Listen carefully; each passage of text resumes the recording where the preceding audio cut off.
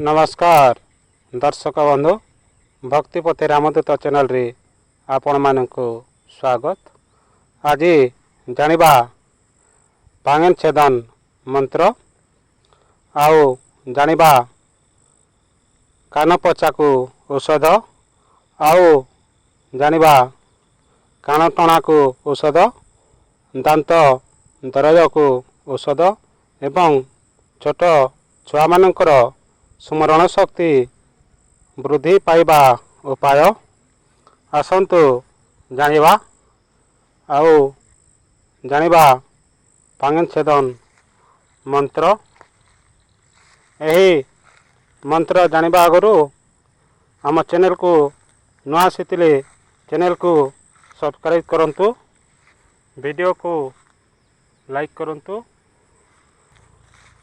आसंतु जानिबा प्रथमे कान पचा को उपाय।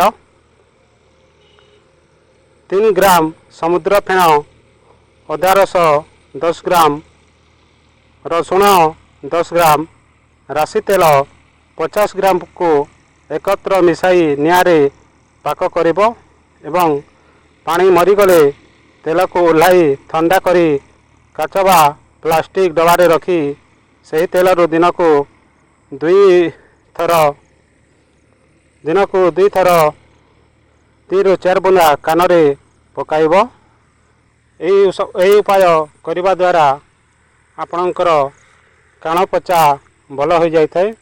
आउ जानिबा कान टणा को औषध।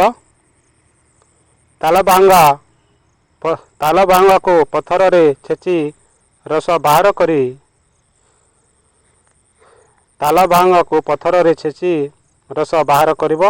से रस को अल्प गरम करी शीतल हेले कान रे 2 ରୁ 3 बुंदा पकाइले संगे संगे कान टणा भल हो जाए।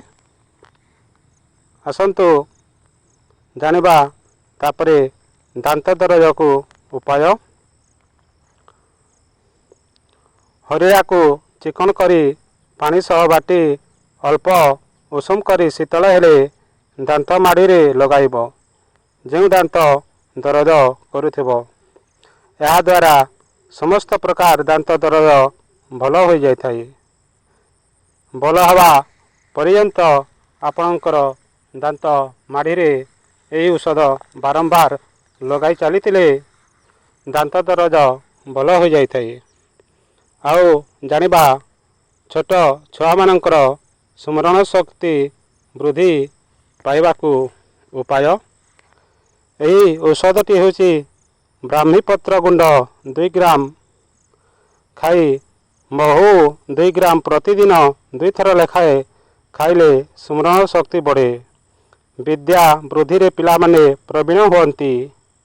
यही औषध नियमित भाव रे 1 मास पर्यंत खाइब। तापरे जानिबा सही पांगन छेदन कतुरी मंत्र। ओम कतरी कतरी कुमकर्ण कतरी तू कतरी थिलु काहीं, मु थिली गंगा कया जाई, गुरु आदेश ओइली धाई।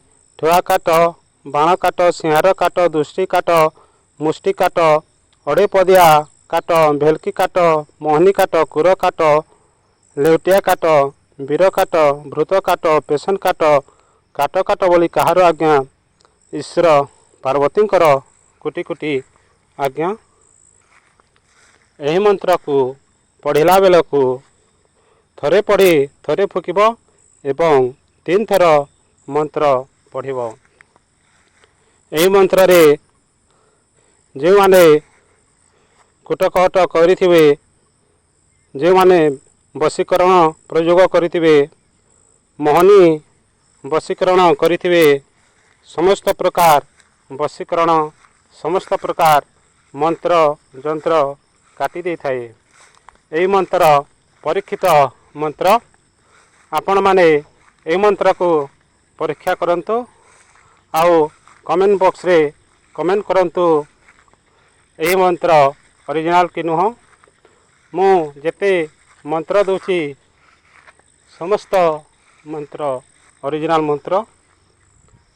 ଆମର এই ଭିଡ଼ିଓ ଆପଣଙ୍କୁ ଭଲ ଲାଗିଲେ କମେଣ୍ଟ ବକ୍ସରେ କମେଣ୍ଟ କରିବେ, ଭିଡ଼ିଓକୁ ଲାଇକ୍ କରିବେ, ଚ୍ୟାନେଲକୁ ନୂଆ ଆସିଥିଲେ ଚ୍ୟାନେଲକୁ ସବସ୍କ୍ରାଇବ୍ କରିବେ। ନମସ୍କାର।